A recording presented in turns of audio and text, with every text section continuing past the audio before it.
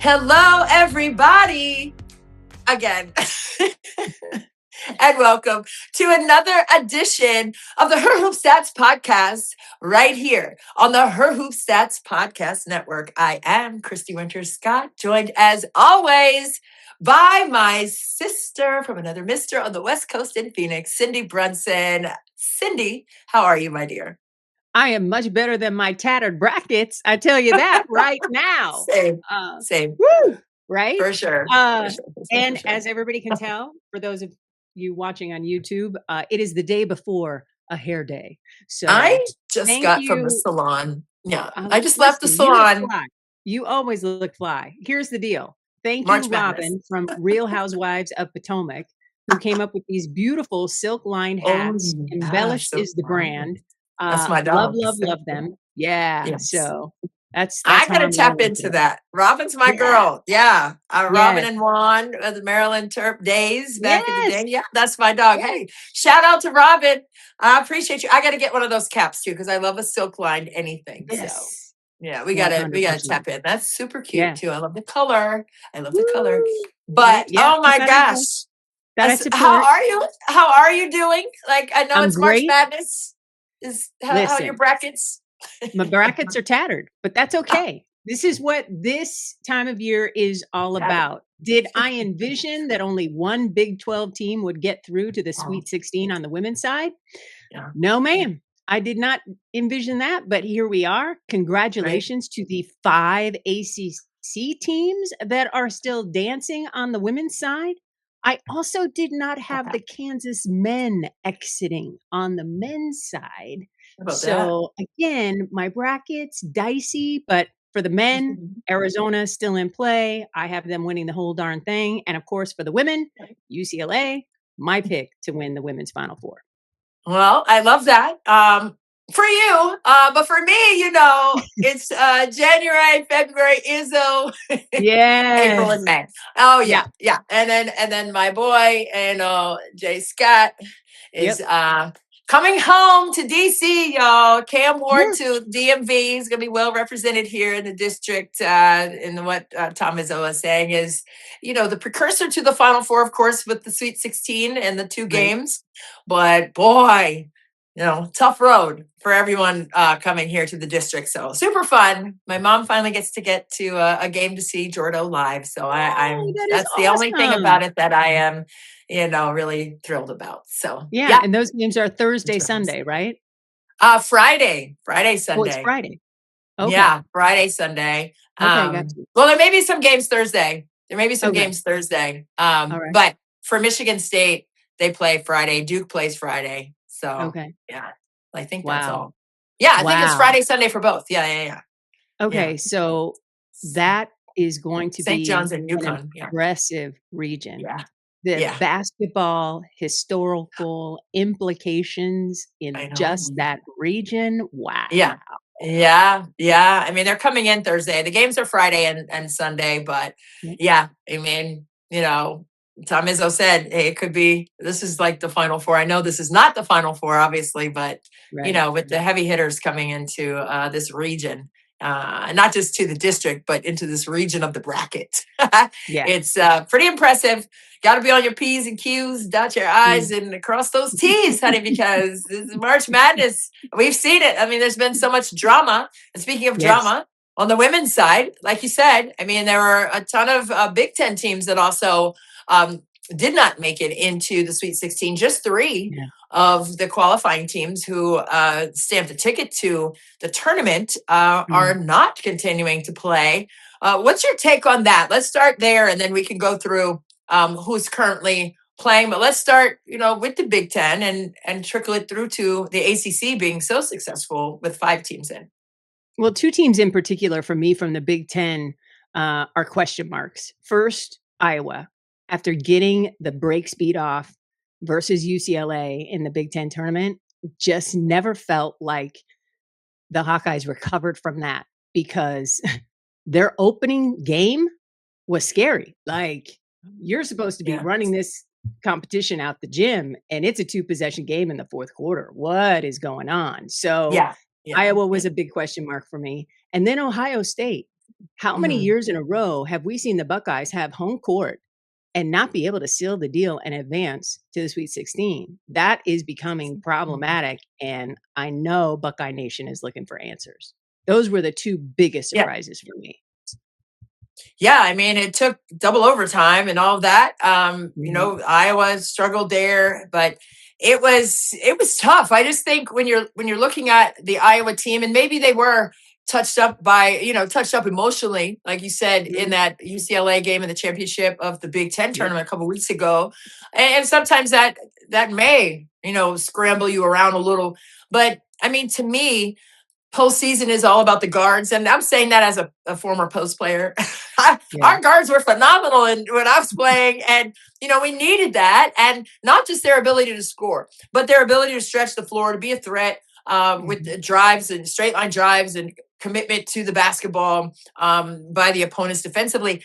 But I just think when you don't have a player like, and this is not an excuse, this is just an observation, obviously. But with Taylor Mhm. McCabe going out with that injury, Oh, they brutal. did recover from that. They hit a speed bump in the regular season without her presence on the floor. Okay. Yep. Not just her ability, she made over, I think it was 173 threes for her career.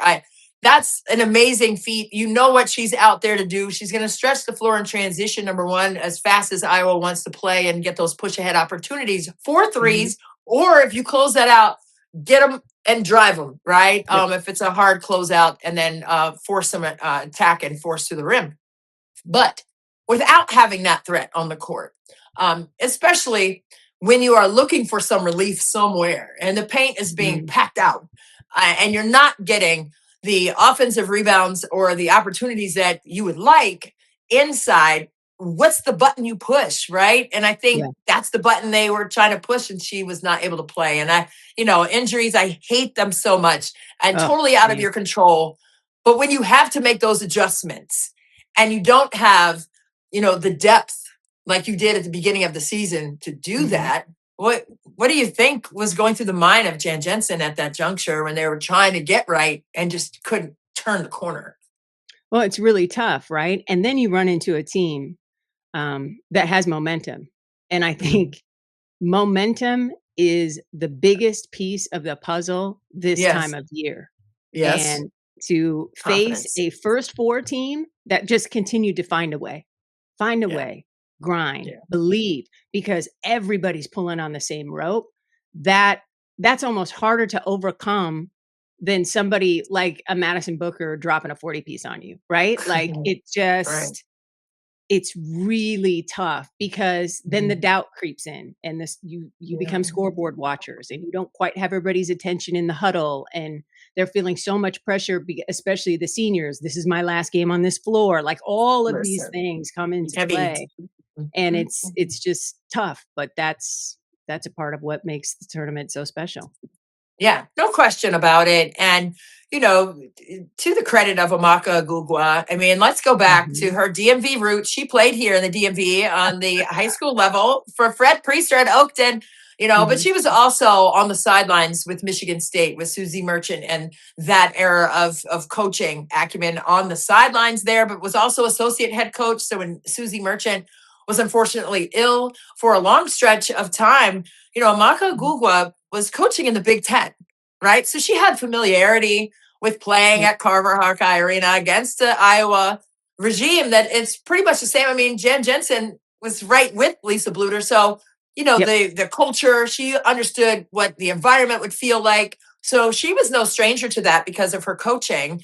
experience now at Virginia as the head coach. So, I mean, for the first 4 team to get to the Sweet 16 and the history of the NCAA tournament on the women's side. I mean, how phenomenal is that? And what kind of confidence do you think that gives to Virginia moving forward because of how they've been able to win? Not the fact that they have won, but how Mhm. they've been able to manufacture these wins with grit and toughness. There's only one team in the tournament that doesn't want this stoppage of play to happen, and it's Virginia, right? Yeah. Because the momentum started for them in the first 4, and the Who's have just continued to keep finding a way, and in different ways as well, different players Yes. stepping up when needed, when their number is called. I think Yep. that's what's been so much fun. I just love that we have a double-digit seed still in the conversation, and I know the matchup isn't great for them in the Sweet 16, but wouldn't it be cool to see them advance through to the Elite 8? Just, Oh, um, man. BMac, our producer extraordinaire, coined the term Virginiarella. Cinderella? Oh, Yes, Virginiarella. maybe I that's would the love to hashtag. see yeah, I would love to see the Who's keep dancing. Oh, Virginia Rella. I like that, Yeah. BMAC. Oh, BMAC has bars. Let's go. I like it. I think Yes. Amaka would like that too. I think she would like that as well. But I'm super proud of Yeah. her. But she had her players ready to go. Mhm. The moment wasn't too big for them. And, just to be on the road, to be a double digit seed, playing a 2 seed Mhm. on their home court. I mean, there was just Yep. all the things were stacked up against them, but they were just like, we don't care about that. Like we're here No. to get a job done. And that's how they played. Even when they were down in that game, you just always felt that they weren't out, right? Yes. Because of the confidence level. I just thought it was masterful, right? By both Yeah. coaches and the team to be able to perform in that way, right? Mhm. And to come out with a win. I think it's exciting. But so many other teams too. I mean, you were talking about Ohio State, but how about Notre Dame being able to Woo! do what they did at Hannah Ohio State? Hidalgo. I mean, Jelani, Mm, didn't she have 41? I she mean, did. it was Cambridge was on crazy. fire, but it It didn't was matter nuts. I because the know. walking live ball turnover that is Hannah Hidalgo. Let me just get another 8 steals and another 8 steals. I mean, Nuts. her Yeah. ability to play defense and turn it into Yeah. offense Big time is stuff. just seismic. It's Yeah. game Yeah. changing, and you can't prepare for the Right. speeds.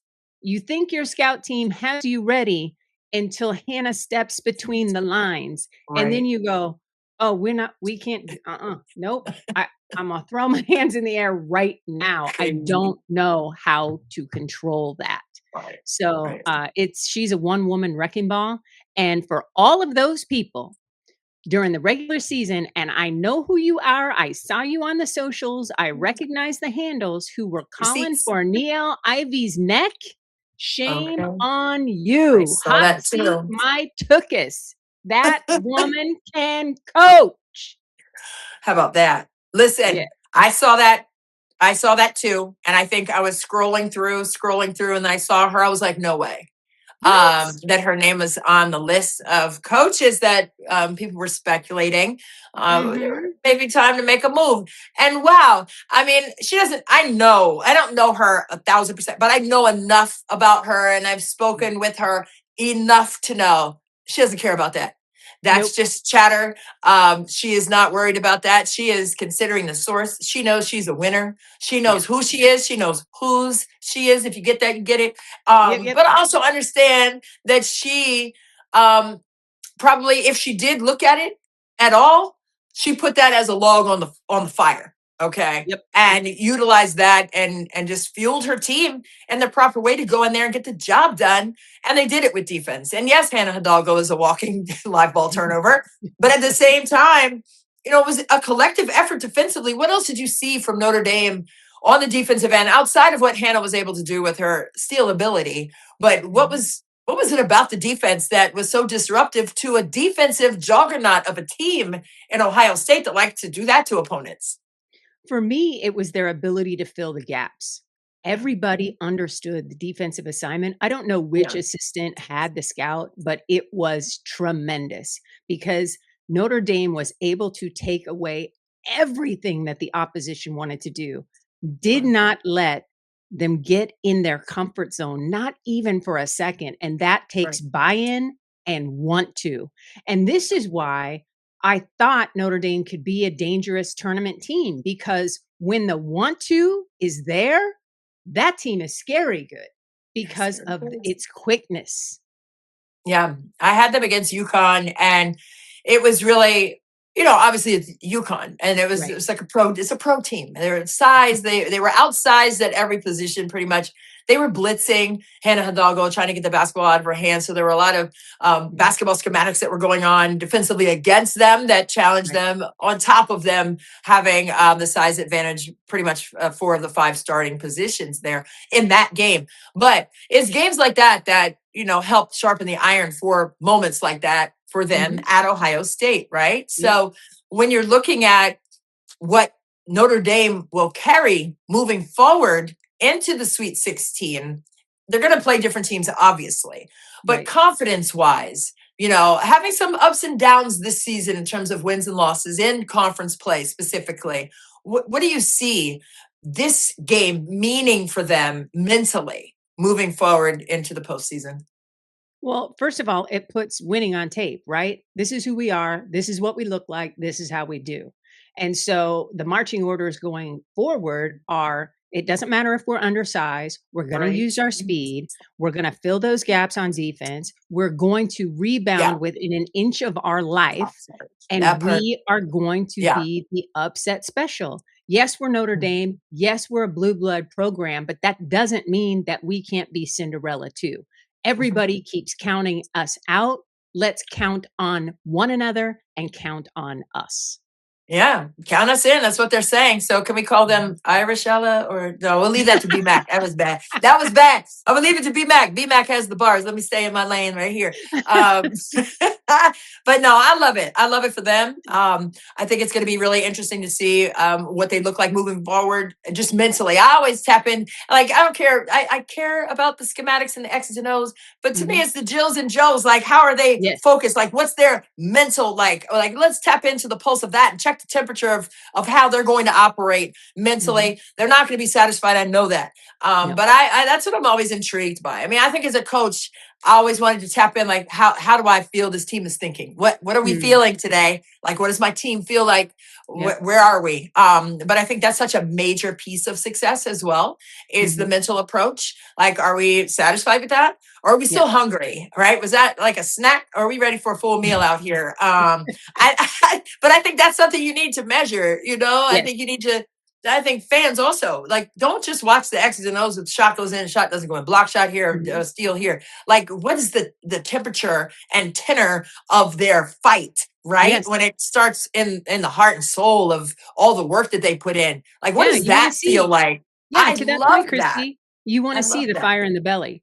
You That's wanna what I was saying. see the want Yeah, to. talk You to wanna me. see the body Yeah, language. Is it the right body language? Is that's it what I head want. hanging down or is it I'm got a memory like a goldfish. I don't care Next, that I didn't make that shot. I'm chasing the right? rebound anyway, and I'm digging in on defense. That, No doubt. as a fan, for me personally, that's what I look for. That, Yeah.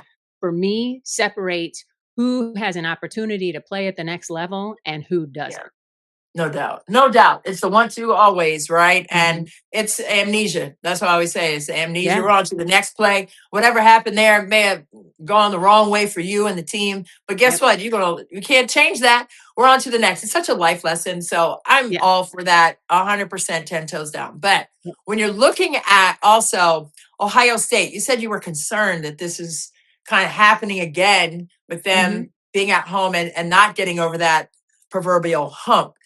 What Right. is the biggest concern with the Ohio State team because of that? I mean, Chance Gray graduating, right? Mhm. Kennedy, had a great game. I thought I got scared at first when she went down Yep. with there looked like an arm or shoulder situation, elbow, but she Yep. came back out there. But what's your biggest concern with Ohio State and not being able to punch that Sweet 16 ticket? McGuff is such a developer of talent, right? Yeah, And I think that he is struggling a little bit, and this is just from me looking to the outside in, covering the Big Ten now for a third season with NBC Peacock. right. He was so good at taking a freshman, and you could see the development year over Yeah. year over year, and then a Hmm. juggernaut, right? Hmm. And for him to plug and play, to play the general manager game and try to find the pieces, I just don't think fits his coaching style, right? He wants to mold and develop and create continuity. For him, it's all about, can we be on the same page? And I've had him the last couple of years, and both times he's like, I'm looking for continuity. I'm looking for level. We keep Yeah. going peaks, valleys. I Right. need this. I need steady. And I think in today's game, that's just so hard to come Yeah. by now. Because you Yeah. just, I mean, we're going to enter an era where a young woman is going to have an opportunity to play for 4 different schools in 4 years if she so chooses. I And don't it's tough to get the start. continuity that coach Yeah. wants in today's era. Yeah, and don't get me started on that. I mean, I was listening to a podcast the other day, and I mean, there are 27-year-olds, 28-year-olds playing on the men's side. Mm. I People and they're leaving in the their G seventh. League to go back to college. Oh, I know. Don't that I'm starting to sweat. Like what? And the air conditioning is on in here. I'm sweating. I I don't like it. You had your chance, Mhm. during your age group time to Yes. play, right? And I don't like taking opportunities away from high school kids. No. I obviously not coaching on the collegiate level anymore, but I did for 10 years. And Mhm. it is just such a conundrum to me that you feel like you are entitled to come back and take that spot because of this experience that you have. And you have two kids and a mortgage, like you're 29. Right. I can't. I don't like it. I don't like 7-year college players unless there's Mm. injury or something Right. that's very Yeah. egregiously like just unique. Yeah. However, if it's just on a whim, like I don't like it here anymore, or shiny penny I'm running, Mhm. I don't understand that. And it's just frustrating to see that happen, Yeah. and for people to entertain it, but I'm not calling names anyway. It's but there are a lot of names to call, that's why, so it's a long list, Yes. and I don't No, and I I don't like that listen, either, but I at don't the end of like the it. day, we Just need do your guardrails. job. We need Yeah, guardrails. yeah, What is just out here happening doing whatever. is not sustainable. No. And our brackets, despite a couple of upsets here and there, are very chalky because we are starting to see the haves separating from the have-nots. And that is terrifying to me. If it I don't like wasn't for Mr. Serena Williams, it. Virginia might not still be in the conversation, How about right? that? His Yeah, generous gift to yeah, women's gifts, baby. basketball for the Who's Only, yeah. created a difference for that program. And Yes. the I can count with one finger the number of billionaires that I know who support Fun. women's basketball directly like that. And Yeah. until that number grows, I think this pay gap is just going to widen and really shrink the number of teams that we can look to and say, yeah, they've got a chance to win it all. Yeah, no question about it. Agreed, 1,000%. And I've been calling on Beyonce to come on and get that Houston team back in the WNBA for years. Yes. For years. So B, give me a call. We'll talk about it. But Mhm. I Yeah. no, I think that's got to be something too. But I think I love that there is, and we saw the CBA be approved in WNBA, and we could talk about that Mhm. as we get through the March Madness portion of our podcast here. But I mean, the time is now, right, to invest in women. It's been time. But the Mhm. time is now that people are believing also that it's time. I mean, it's always been time. Don't get me started on that either, because that's going to get me into the vein popped out. But I am in full agreement with that. And I love to see movement, right? There's movement of the Mhm. needle, man. And it's been overdue. And it's time for investments to continue to occur. So I love to see that for Virginia and Amaka Agugua and her program. But I Mhm. also love to see that on every realm, every sport for women, in soccer, basketball, volleyball, softball, Mhm. all the things. I just think that it's overdue, and it's really a beautiful thing to watch when you see things unfold and happen the way they should have happened, years ago. And Right. I'll leave it at that. But getting back to the bracket, with the Big Ten, Minnesota, Mhm. that's the other team there, that punched ticket to the Sweet 16. They did it Mhm. in a dramatic fashion also, with Battle hitting that shot. Oh my Oh, God, yeah, man. Maya. How Woo! about that? How about Mm. that? Oh, What and what how did you think about of the that fact that game? she didn't sign up to play with, Plitzwhite, right? No. She was a Lindsay Whalen, "Hello, I'm gonna play for you." Then there's a Yeah. coaching change, but that core group, Braun and Battle, Throwing the it killer back. bees, Yeah. stayed with Plitzwhite, and I Yeah. think that matters. When you have an opportunity to play for a coach who is so good at Yeah. developing Tough. talent, Hmm. you just put yourself in a position to succeed. And the Yeah. fact that they wanted to be there, they wanted to play for Minnesota, it just that part of the tournament, I absolutely love when Yeah. kids are rewarded Yeah. for doing what was right for them, but also right That's for the right. program. Yeah, no doubt. I mean, in dramatic fashion, they punched that ticket, and I'm just happy for Dawn Plitzowite. Just Yes. she was at West Virginia for a season before coming to Minnesota, Mhm. but I mean, her basketball acumen speaks for itself.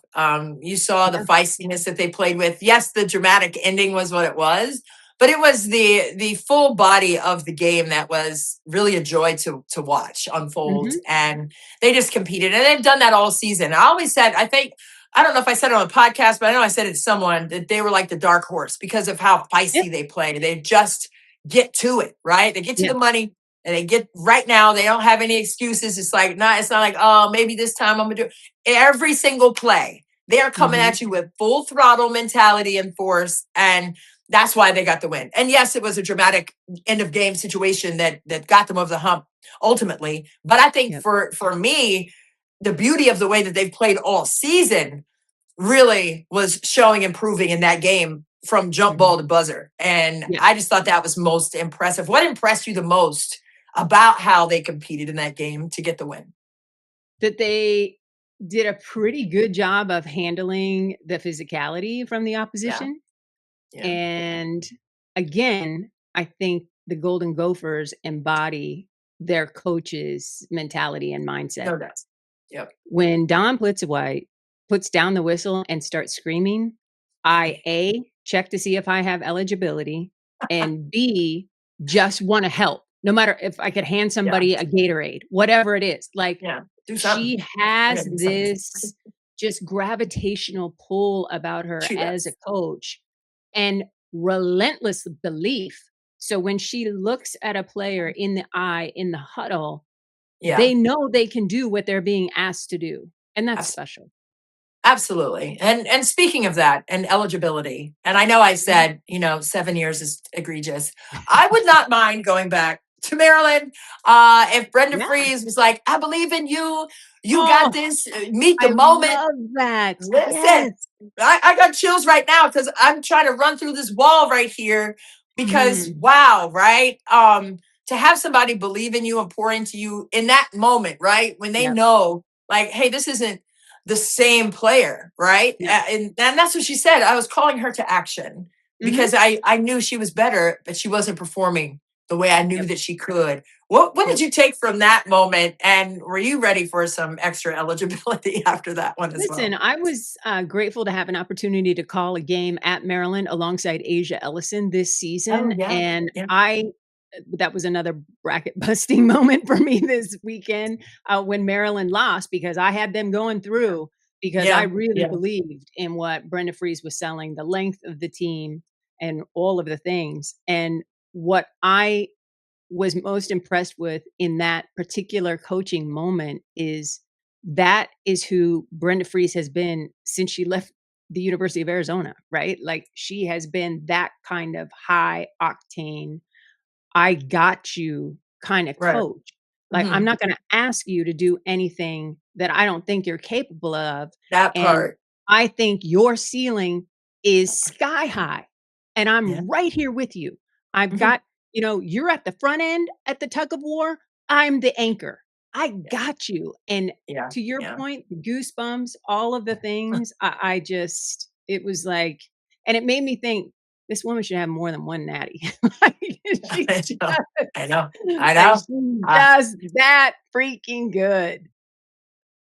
yeah. Well, for sure. And you just think, Kobe only got one MVP in 20 years, same with Diana Taurasi. So I mean, but Yep. I mean, so Yeah. it's hey, Yeah. sometimes you get kind of happy or content about excellence. But Yep. with Brenda Freeze, man, I loved her comments after that game. And she said, you have to know your players. Yes. And Aluchi Okonowa, she was at Duke, prior. This is her Mhm. first year Yeah. playing with Brenda, but I mean, there's some comfortability to make a change, right? To Mhm. transfer schools. So you have to Yep. know who these people are, right? Not Yep. just what they can do tactically on the court, X and O wise, but again, the Jills and Joes. Like, who are we talking about? Like, Yep. what is the character? Like, you can't do that. Like, you can't talk to everyone like that, right? I mean, I have three No. kids. I can't talk to all three of my kids the same way. Like, they're Yep. different personalities. So I have to meet them where they are. She met Agugua-Hamilton where she was in that moment. And she went out there and got a bucket right after it. So that just speaks to it. But there's also respect from Agugua to look right in her face and say, I got you, coach. I hear you. And she didn't look away. Or I've seen, I've seen kids walk straight by coaches who were trying to pour into them, but they felt like they didn't want to hear it. Like there's a shoelace problem all of a sudden. You just walk by.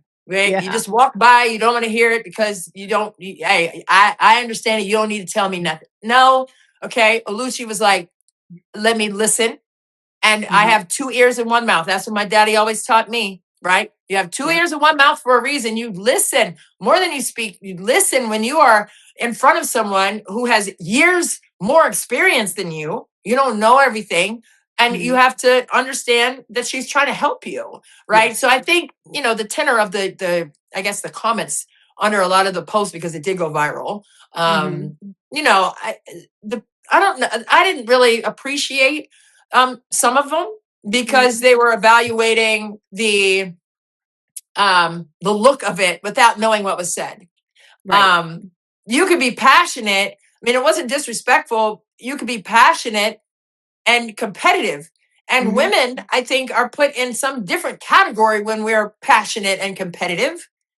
What was it? And Agugua said, no, she's been doing that all year to all of us. To me, like, I want that accountability. I want to be challenged. I want my character to be tapped into when it's not up to par. She's seen me like this. She's not asking a goldfish to climb a tree over here. That'd be impossible. Like, I'm not asking you to do something I haven't seen you do. Like, I've seen you do better. So go out there and be better. Like, meet this moment. And she went out there right after that conversation and did what she needed to do. So it's, I don't know, it's all relative to me, and people making negative comments about it. I think they don't understand what it takes. They just don't know. They don't know who, but they don't know life either. Like you got to listen. You got to listen. And it's not about, how it's being said. It's what is being said. And it's for your greater good if you listen and take it in like Agugua did.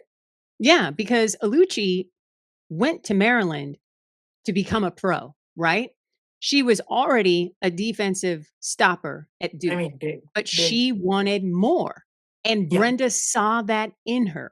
Come to Maryland. I will make you a two-way player that you aspire to be. I will make you a force on both ends of the floor. So much so, you're going to be one of the big straws that stirs my offensive drink here for the Terrapins. So the level of trust between those two women was off the charts. And we don't get to the moment that we saw with a trip to the Sweet 16 on the line without that trust. And for anybody to speak on it as if they know, especially some of the mansplaining that I saw getting done on the socials, it's just like, whoo, show me you don't know what you don't know. No doubt. Yeah, no, it's completely frustrating. But to me, I always give the advice of consider the source, right? I listen to winners. I don't listen to losers. And when I say losers, I mean people who haven't been in that position to have an opportunity to be a winner. And even if you do lose, like there's winning within losing, but you get that later. But it takes losing to win sometimes. But at the same time, I need people who have been through some stuff to be able to, have a comment on that, whether it's coaching, playing, having kids that play, whatever.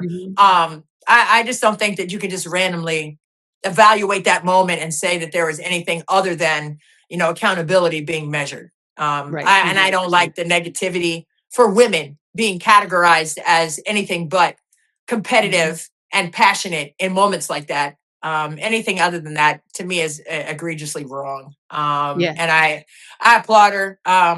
I love her fire and fight, and her energy is palpable everywhere she goes, and she gets it right. Although they didn't get to the Sweet 16, I don't think that's a measure of what she's been able to accomplish over her career. So let's not even go there, and don't even break and part your lips to say anything negative about that if you don't have a frame of reference to moments like that yourself.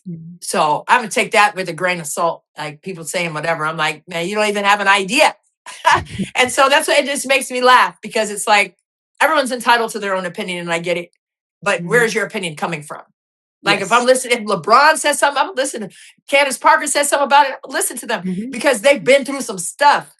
Yep. I'm not going to listen to some rando who is just spewing off because, a woman is being aggressive. Get out of Mm-mm. here.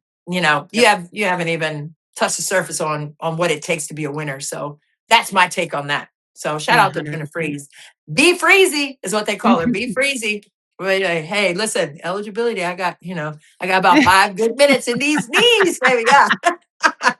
5 good minutes. Get me off the bench. But Woo. yeah, but that's where I am with I that. would But pay to see that, and I would get a pom-pom, like we're not another famous mom who sits in the stands for Michigan State and Georgetown this past season. I love a good pom pom. That's true, Yes, girl. you do. But that's why my voice is scratching because, but anyway, I'm screaming. But for me, man, I just think when you're looking at, the Sweet 16 teams, the ones who Mhm. have just crossed that line, Yep. starting at the top. Let's go with UConn and the Syracuse game, and we were talking ACC teams and whatnot and all Yep. that. But wow, 65-12 at halftime, Cindy, A in that 31 to Syracuse nothing run. A UConn game. 31 to nothing run. Yeah, At one juncture, AZ Fudd had outscored the opposition all by herself. whole team. Like, Yeah, yeah, that's yeah, bananas. So, yeah, yeah, UConn is the yeah. number 1 overall seed. Another team that I was impressed with was UCLA. Lauren Betts, a career high Sorry 35 points. When Oklahoma State is making a run, about that. kind of figured it out and got their offensive footing in They quarters 2, did. 3, and 4 after a Yeah, stinker of a first quarter. first quarter. Yeah, Lauren Betts closed the door. She had 10 of her career high 35 in the fourth quarter. yeah, That is when it's winning time. That is the separator. And I think Corey Close has a player in Betts yeah, where she can go, we have Lauren Betts and you don't, yeah. because That part. that young woman is special. And I think as high as her WNBA draft stock was going into this tournament, it just keeps climbing. And a Yeah, healthy Kiki Rice, your DMVer, Kiki yeah, Rice continuing to look so comfortable when the lights are bright because she's completely healthy. She got that yes, labrum situation taken care of over the off season. yeah, And then a two-headed snake, right? You can have Kiki running the point. You can have Charlize Ledger running the point, who's averaging yeah. a career high in assists per game. She had another Mhm. 8 in their win. I just UCLA looks really good, and Yeah, of all the teams that have had success to get to the Sweet 16, for me, it's UConn and UCLA, just demonstrating why they are so fierce. Followed closely by South Carolina and Texas.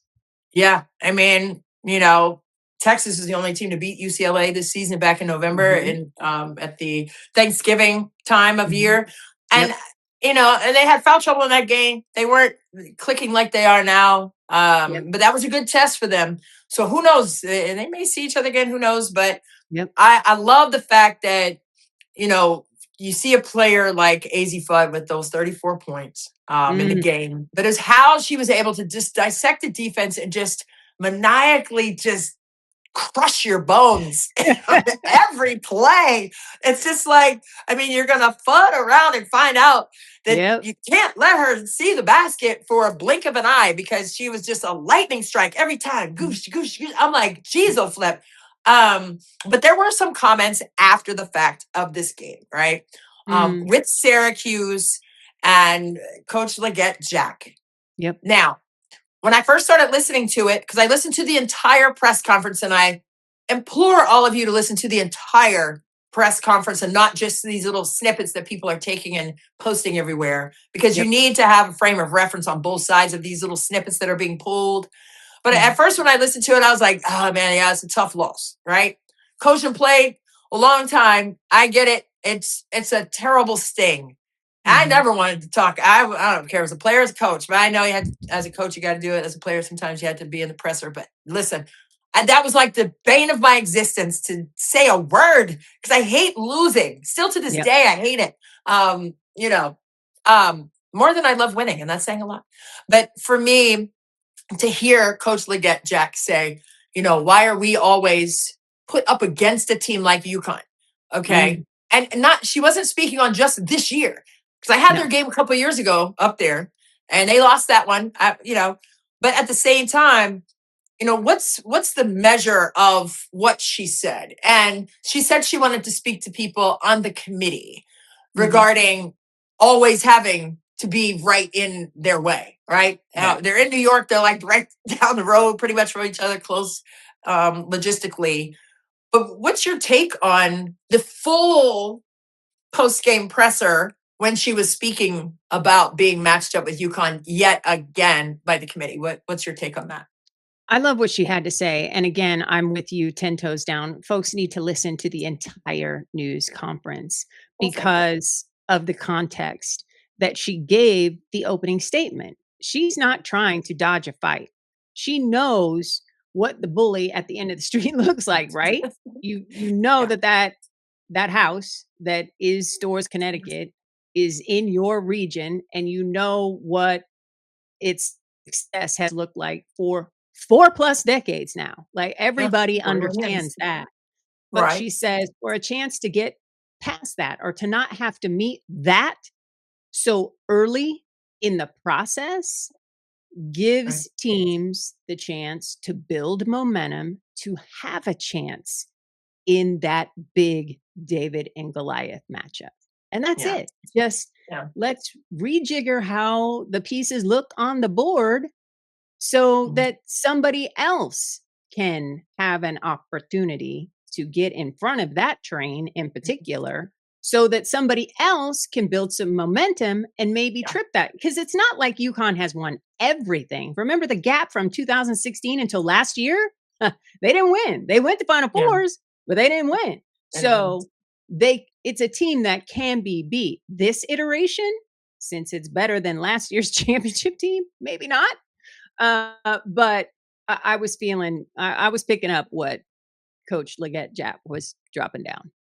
Yeah, I did, once she got midway through it.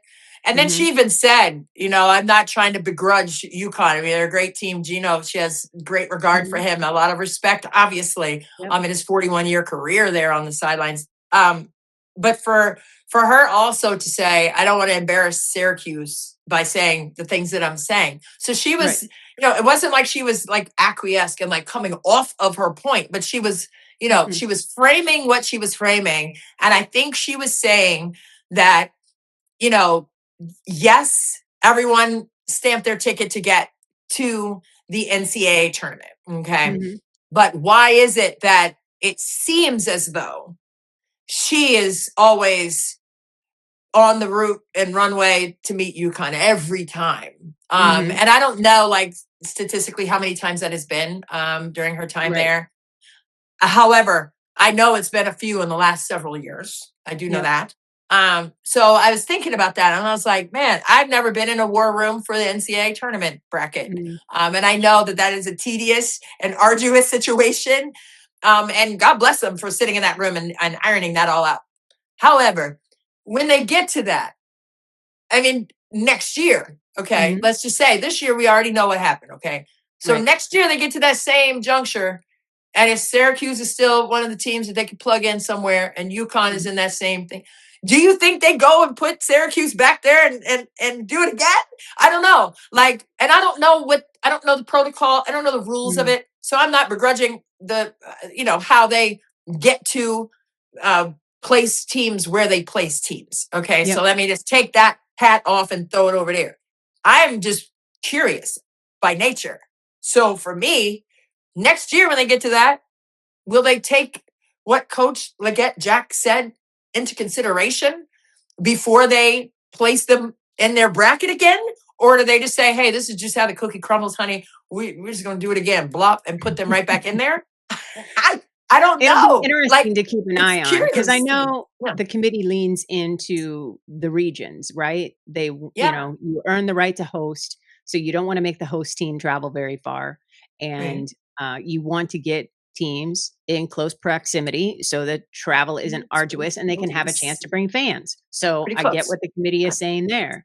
But until the women do like the men and stop having host teams and schools be a part of this process and just go to 4 neutral sites, I don't think the problem is going to end for teams like Syracuse anytime soon. It's baked Okay. in the process now because So of the format that the women play under. okay. Yeah. I mean, it's just intriguing to me. And I'm always going to, peel the layers away. Oh, for Like, sure. and then I like to Yeah. jump forward too sometimes and say, well, what if, they're faced with the same conundrum next year when they're sitting in Yeah. that war room and they've heard, I'm sure, what Mhm. Coach Legette-Jack has stated, Listen, she will they has an take that into amazing consideration? yeah. No, she has an Or amazing they staff. Like, not? Yeah. you No. look at the success Arizona Tosh. State Yeah. had this year, Yeah. Natasha Adair did Yes. that. Like, She she did. came in, cleaned house, got everything running the way it should be, got a new medical staff, got a new strength trainer, all of Right. the things to put ASU in a position to succeed, and just wasn't given enough time. Right. Hired by a different athletic director, the AD leaves, and then all of a sudden the new guy wants the shiny new toy from down the road. That's great. Molly Miller was fantastic, but Molly's success happened on the back of Natasha Adair. Amen. Adair put Miller in a position to succeed Amen. by doing all Yeah. of the ugly, dirty work that had to be done to get Arizona State back into the ability to compete and make NCAA tournaments. So with and she's just one of many on that staff, right? Yeah. That Yeah. are, you look at that staff, and for you and me, it's like looking in a mirror. That is awesome. So I think that Syracuse is going to be just fine, just because they have so many folks that understand the assignment, Yeah. Yeah. and will go to the drawing board. They'll figure it Right. out, and they've shown the product, right? On the That big part. stage, they got the wins to impress the recruits, and Yeah. now they're gonna say, "Hey, when we recruit you, you're gonna be a part of the class that takes down Goliath. Yeah. We're I gonna mean, set the tone. We're gonna be the team." And I think yeah. that she can turn this whole thing on its head and use Yeah. that as a recruiting moment. Because I tell you what, my bad knees, I've been reconstructed 3 times on my left Oh, side. Lord I'm Jesus. I'm dealing with a cadaver ACL, but I No. would play for, Yeah. Syracuse.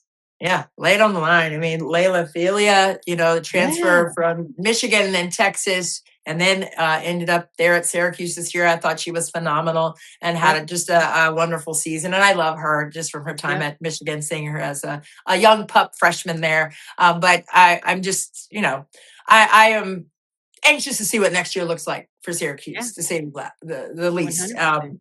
And around this time next year, I want to see what that room is talking about. We That's gotta get you intriguing for invited me. to I this. want to They see do what a it. seminar in Indianapolis about the I selection want to go. committee and how that all Yeah. goes down and works. We Okay. need to get you an invite to that. That Oh is my yeah, get me in new the room. mission in life. Yeah, I'll sit in the back. I won't say anything. I just want to listen and learn. Oh, no, People no, think I no, talk you'll all the say time. I'm a something. good Yeah, listener. no, Good no, no, listener. no. Your gift of gab, you will say something. You will Yeah. have a very Oh, smart question or 5, and or I'm here for it. 8. 12. Yeah. I'm just very curious. I can't help myself. Lord have mercy. But Yeah. neither can Dawn Staley. Dawn Nope. Staley cannot help herself being up 30 at halftime and on the halftime Mm. walk off say, hey, man, we're not rebounding. We're turning the ball over. And I was like, talk to him, Dawn. Get him, girl. But Um, that's culture, I right? loved it. The I bar has been loved it. set. And if you are not meeting the bar, I loved the it. woman from the Yeah. Aflac commercials is gonna wave that box score in your face and say, "This is not who we are. Right. This is how you get into the co." Who knew about South Carolina before Don Staley arrived? I I didn't mean, even know they had a women's basketball program or one of note or anything. amen. She He said that. arrives and says, "This is how we're gonna do this. Give Yeah. me time, pay me, let me pick my staff, and Yeah. we are gonna rock this thing." They And have. what has she done? I love that. To be a part of the Gamecock fam, to Yeah. lead Ring the me. nation in attendance year Yeah. in and year out. And they I will travel. never forget the first We Play game just a couple Oh, years ago. yes. My Yeah. sister and I go over there, and hand to God, there were so many South Carolina fans in the airports heading over Travel. to France. When we Yeah. get to Paris, everywhere we went, the tourist attractions all had South Carolina faithful. I saw so much, Everywhere. darn it. I was like, Yeah. dang, who's minding the store in Columbia? 'Cause that whole place has got to be empty. I mean, Sold the out. loyalty Yeah. is so stout, but Yeah. that starts and ends with Dawn Staley. She 100%. has created a culture of winning and believe in me and buy-in. Everybody just didn't give Raven Johnson the time of day, but Dawn How about Staley saw that? something, right? How about that? And Yeah. now Raven Johnson is gonna be a WNBA draft pick. She's gonna have a great Absolutely. career, and she is a mini Dawn, right? Like, she's getting a hold of shirt collars in the huddle and saying, "This is not how we do it. We gotta do better. We have to level up." Benchmark. And it doesn't matter what the score is. It's No. how are the Gamecocks doing? Period. What is the temperature of South Carolina to the point where they don't even consider the Right. competition? And Right. that's when you know you're big time, that you have Yeah. leveled up to a point where you're constantly in the conversations with UConn and Notre Dame, as part of these, as Tennessee used to be when Pat Summitt was running the show, Yeah. of these Yeah. just die-hard programs that Yeah. set the tone and tenor along with UConn, Right. for what women's basketball should look like at the Division I level. Yeah, no question about it, and I loved it. I mean, she's Louis Vuitton Dawn, but she had that Balenciaga on yesterday. I saw Oh, you, I Dawn. know, It and the was game before that, a little the Gucci. I was Balenci. like, "Okay, Yeah. Gucci Dawn, yes." No, she was doing it. No, I love that for her. Just the accountability piece Mhm. and how she has just again poured in the Yep. right way. Like there's no settling. Like this isn't Mhm. like it's not good enough. And not in a mean way, good enough. But Yeah. she's seen better from her team. So in that halftime, I was sitting, I had my nose to the screen, like, talk to him, girl. Talk to him, Dawn. God bless America. Get him, get him. Because that's what it takes to get a win in the next game and the one after that and the one after Yeah. that, right? Yep. There's no satisfaction whatsoever. And she doesn't want her team to feel that way. She doesn't want Mhm. them to feel satisfied with having a 30-point lead. That's not why they're there, right? They're there No. to play to a standard. It's Yep. not who they play, it's how they play. And that's what Dawn has set in terms of the culture. And that's why they have the following. And I know she's a Mhm. big Beyonce fan, like I am, but she loves the Beehive. I think she was Beyonce for a Halloween years ago, and it was hilarious. It was so funny. Yeah. But it's like Beyonce has the Beehive. I think she has the D-Hive. Like they're Oh, yeah. everywhere. They Yep. travel all across the country, across the world, in Paris. I mean, they Mhm. go everywhere with this team because of the light that she is shining on these young women and pouring Yep. into them every single day and believing in them. And then that season that they didn't win the national championship, I'll never forget this. A couple years ago when they did not win, Mhm. they were undefeated all season pretty much, and Yep. they didn't win. And she said that she was considering not coming back that next year. Same for Yeah. Raven, right? Same for Raven Mhm. Johnson, right? She said, I didn't have my 3-point shot. They were like not guarding me out there. And Mhm. she was like, and I did a number on her mental. And she was very transparent and vulnerable in with the media and Yep. telling us these things. And I was just like flabbergasted by that because I was like, wow, imagine if they both had said, I'm done or tapped out. They Oh, wouldn't have gotten that next natty. And nope. they wouldn't have been this like fine example of resilience and persistence in spite of not getting what you want out of the sacrifices that you have put in to the Yes. moments. So for me, I just thought, I always reflect back, to things that could have happened. Like they wanted to tap out, right? Both of Mhm. them kind Yep. of, and the fact that they didn't, it just speaks to the beauty of our sport and what it means, right? Mhm. And not just, for us as Black women, Yeah. but for everyone. I just think it's such I don't know, like a pound to the chest of the Yeah. fortitude that it takes to continue in spite of. And so for me and for Dawn and the Beehive and Rave, that's my girl Raven. I just think that it's such a beautiful testament to what this sport can bring out of your character. And for Mhm. me, that'll never be lost on me. So Oh, for in that sure. moment at the halftime, it was just like, man, that's from a couple of years ago, Yeah, right? yeah. What happened? And No, and she's I think leading that with that. yeah, Yeah, that tenacity, that yeah, elite toughness muscle that starts with Dawn and Yes. filters through the Yes. team is Yes. what is going to be a real problem for Oklahoma.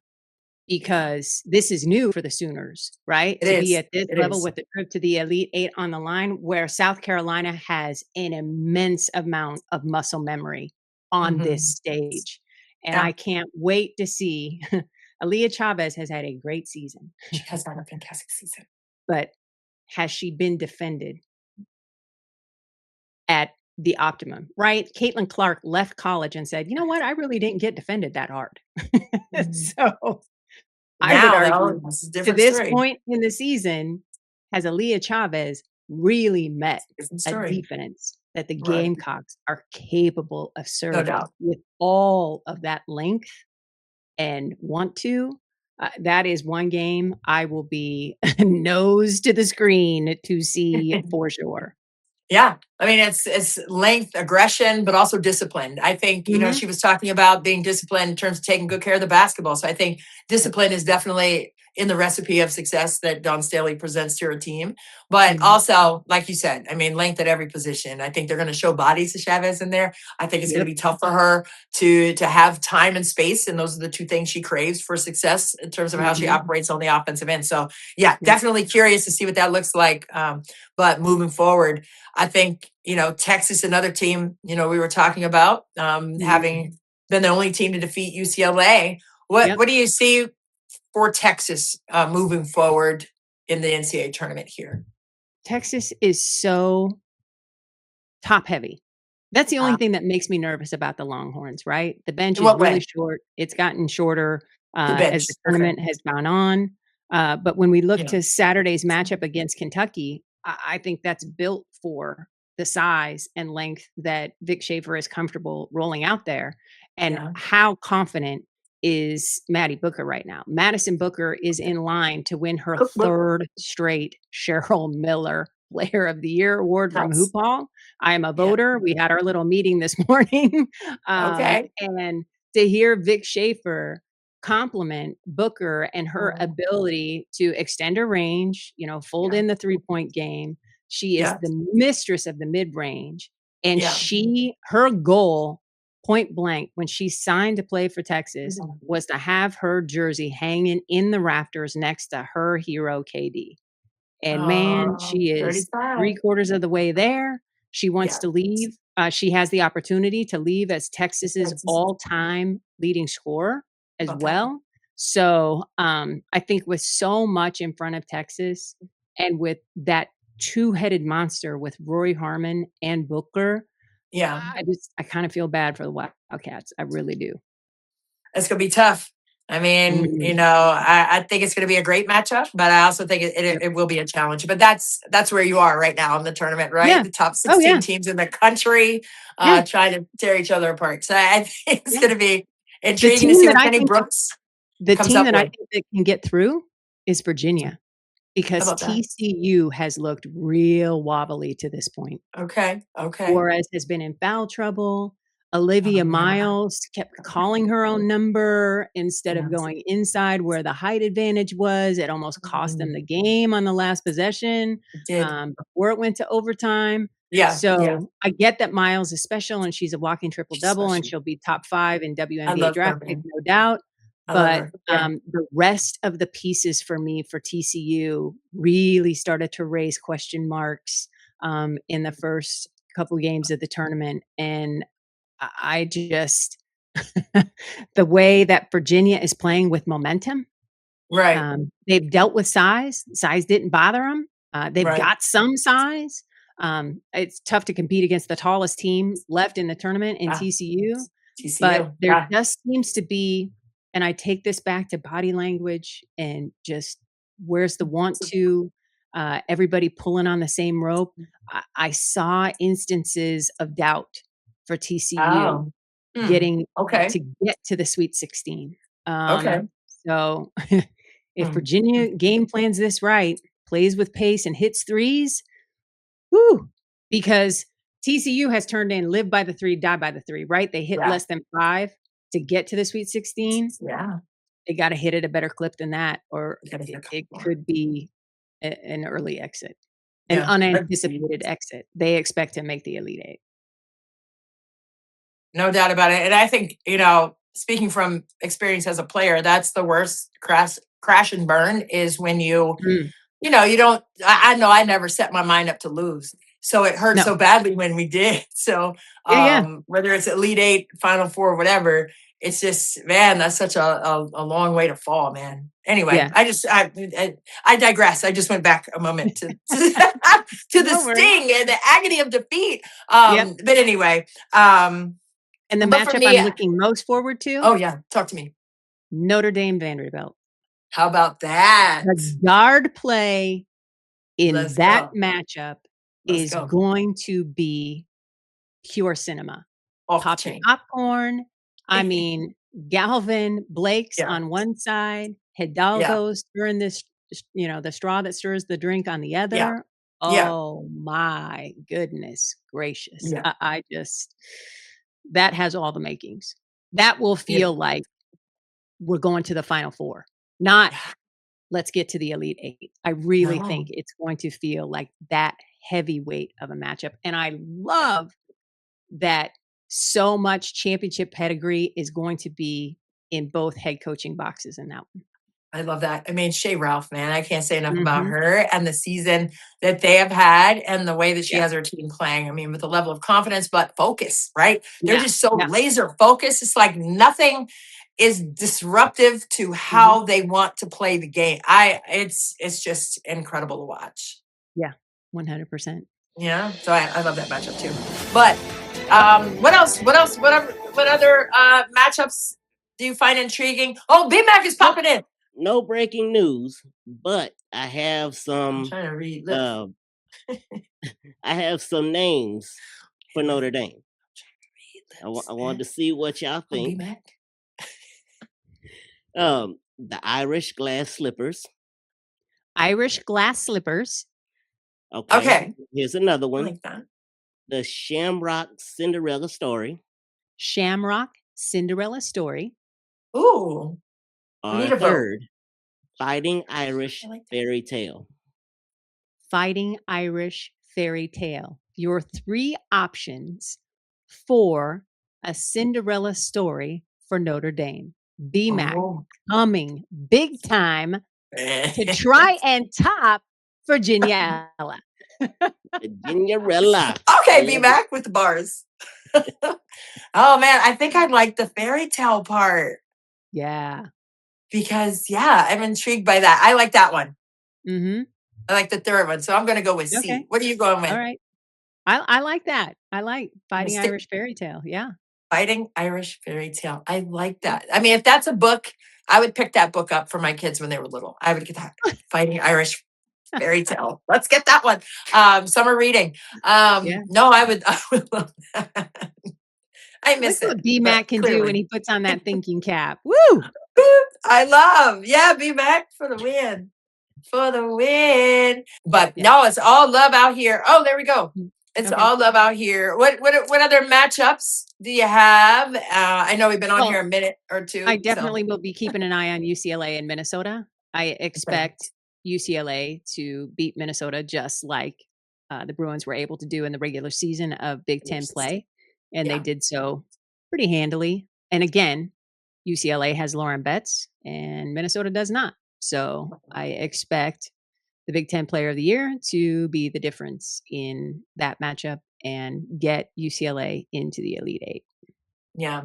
No, I agree. I concur with that. But when you're looking at UCLA, I remember Corey Close early in the season. She said, I think I asked her what's the difference between how you're utilizing Lauren Betts last year to this year, and she said, that was our first option every single time last year. And we just couldn't do that. And taking nothing away from her prowess and what she brings to the court, because we understand what that is. Okay. And her dominance, we understand what that is. But teams were anticipating it was easy for teams to scout because they knew, hey, they're going straight downstairs. And she said, obviously they have Ledger Walker to space the floor a little bit. Kiki off the ball. That's changed and opened up with more fluidity on the offensive end for them as well. However, when she said, hey, we're not going just directly in there every time, she's going to get a touch. We're going to get her the ball. but it was just like we were so dead set on she's got to get it, she's got to get it, she's got to get it. And we were losing the skill sets and the strengths of production that we had in other spots on the court. So I think that has been the biggest difference overall for the team. But I also think, to your point, her 35 points and 10 of them coming in the fourth quarter in the last game, they also know where their bread is buttered. When they need it buttered, they go straight back downstairs. So because of how they played last year and bringing back a lot of the core group that went to the Final Four last season, I think they understand that it can't be the be-all, end-all, but it can be the be-all to end all. Okay. Like it was in that fourth quarter.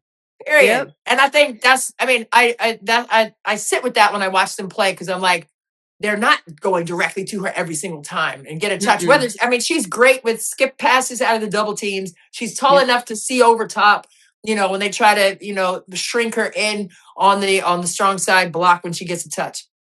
She makes great reads. It's not necessarily about even that, right? It's like everyone else. She can space the floor. People are going to hug to her, right? Yeah. Where she is, wherever she goes. So I love watching them play because of knowing that that's how Corey Close has said the difference is. And for me, as the basketball person, I don't like to say junkie because I don't like drinking, but a basketball person. But I just think, seeing it and knowing that that's how she's thinking the game, it really opens up how I watch them, right? And I think that's something you guys can watch for too out there when you're watching UCLA play and see how much different they are than last year in that regard in terms of entry pass every time to Betts in there. So I love it. It's Betts on the defensive end. Her ability to guard guards, to get down in a defensive stance on a switch and not be afraid of anything. Because then her ability to block shots comes into play, and she can play two defensive positions at one time, which is so awesome, and something you just didn't see her being very comfortable in doing just a season ago. So the growth in her game on the defensive end, I think, has really helped amplify how much of a Swiss Army knife Gabriela Jaquez is. It's given Gianna Neepkins a chance to get into some passing lanes along with Kiki Rice and Charlize Ledger-Walker. So for me, it's Lauren's defense that has really grown and just solidified her as a top 5 WNBA draft pick. No question about it. No question about it. Obviously, it's what teams need. And I guess we'll talk about WNBA next time because we were going to do it. But you're out of time with this one, but we have time. But I love that though. And Neepkins dropping bodies on the step back triple in the game. Oh my God! I was yelling like a bad habit, Christy. Yelling. Yeah, I was yelling, honey. I was like, no, she did not. Stumbleina over there. Oh my God! And no disrespect, but. But that's what I said last night. I'm sharing it with you. We can appreciate it because we've been that defender. We have been that defender. So speak for yourself. Speak for yourself. I know. Speak for yourself. I have not been dropped. I will own it. I will own it. I have been dropped. I was in the post. I thought the player was coming to me and was going to meet me, and then they left. They just said, no, this is not happening. Yeah. No, thank God I've never been dropped. Thank God, because I was in the comfortable confines of the painted area.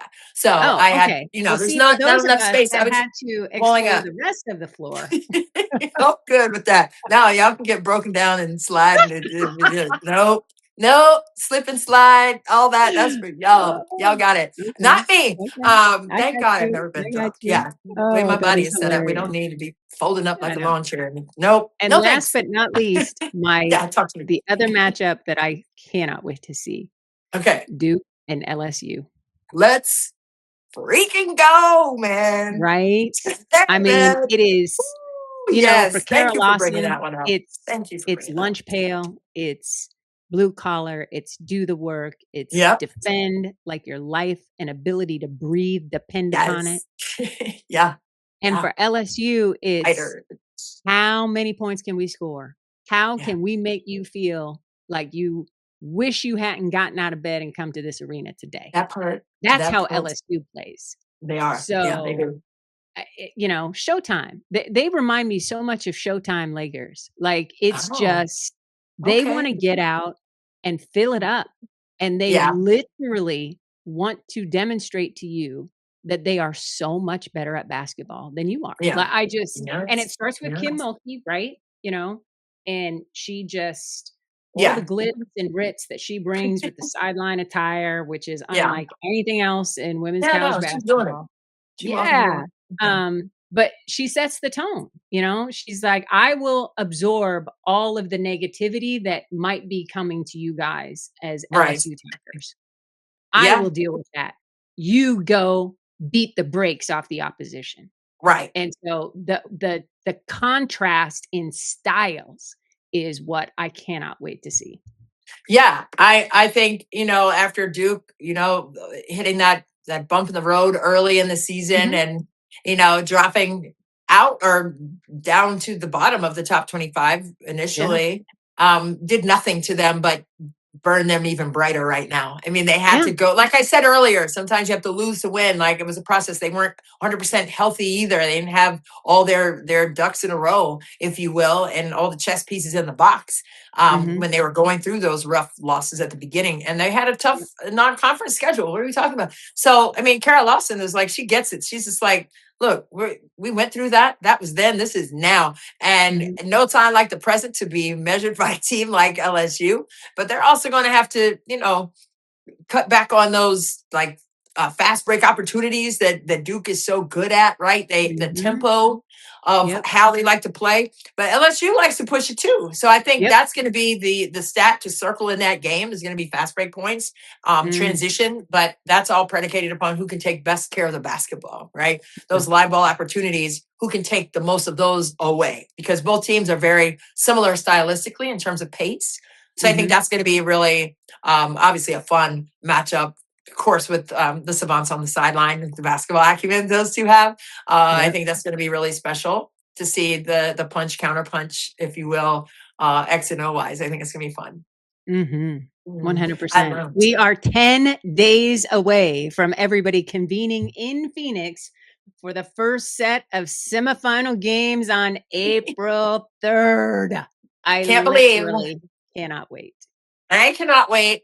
I will say, I'm not sure whether or not I'll be there or not. I'm hoping, because the Big Ten team would have to make it for me to be working there. Hopefully I'll be there too, but we'll see. I don't know. Things are happening up here. I don't know. Okay. First things first. I'm trying to stay like on whatever it is. What is it? Tuesday. I'm trying to stay on Tuesday, honey, or else I go off Yep. the rails, honey. It's too much. I feel But I try you. to stay present, and so I'm working on it. I'm a work in progress. So it's not really Mm. progressing, but I am trying hard. But that's that on that. But oh my God, I know it's gonna be fun because that's right down the streets in your neck of the woods, and it's gonna Yes. be so much fun. So anywho, anything else you want to add? I already said I know I have to get Robin Dixon to get me that hat. I got to find that hat you have on with the Yeah. silk on the Yeah. inside. It's called Yeah, Embellished. If you go yeah, on her yeah, okay. Instagram page, I'm getting one. Embellished. It's Yeah. too cute. She's I'm got a getting one bunch for of the spring and different summer. collar combos and all kinds of stuff. But yeah, they're awesome. I'm gonna send this to her. That's my dog. Yeah, Robin. I'm gonna, Yeah. put this basketball world on these hats, honey, with the silk on the inside. Yes, to keep the edges pressed together. I just got my hair done. We're gonna need to press these edges down and let them Yep. sit for the spring and summer over here. I love it. I love it. Well, I mean, that's it, I guess, for now. I mean, it's March Mhm. Madness, and that's exactly what it is in so many different ways. We are Yes. just in the thick of it. I cannot wait to see who punches their ticket to the Elite Eight and ultimately the Final Four. And of Yep. course, in Phoenix, who wins the whole thing. I mean, it's just so Mm. exciting to me. It's the best time of the year for me. I know people love the holidays and stuff, and those are fun. But this is like the most exciting time of year because you really see the true character of everyone associated with the game. And I think that's what Mhm. it's all about at the end of the day. So, Yep. Cindy, I appreciate you. I love that you just were vulnerable and just concise and just spilling all of your great words of wisdom today on Mhm. our podcast episode. So I appreciate you spending time with you. Oh, right back at you. I really do hope Appreciate you you. come to the desert, because Wow. I owe you an adult beverage or 5. So yeah. Oh, Sauvignon Blanc, please. Just 6 ounce, just a little with food. And I'm fine with that. We will definitely do that. Hey, meanwhile, go green out here. Go Jordan out here. Okay. Yeah. Coming to DC. Welcome to DC, babies. Anywho, that's going to do it for us. I'm going to keep going on and on being silly, but I appreciate you guys for watching and listening today, whether you're out taking a nice walk and listening. Stay on your P's and Q's, dot those I's and cross those T's. You don't have to go home. We got to get out of here, Cindy. Well, that's going to do it. B-Mac, thank you so much, the producer extraordinaire that you are. We appreciate you and your diligence with not only this episode, but all the episodes right here on the Her Hoop Stats podcast network. So for Cindy Brunson, I'm Christy Winters Scott, and we will see you next time. Bye-bye.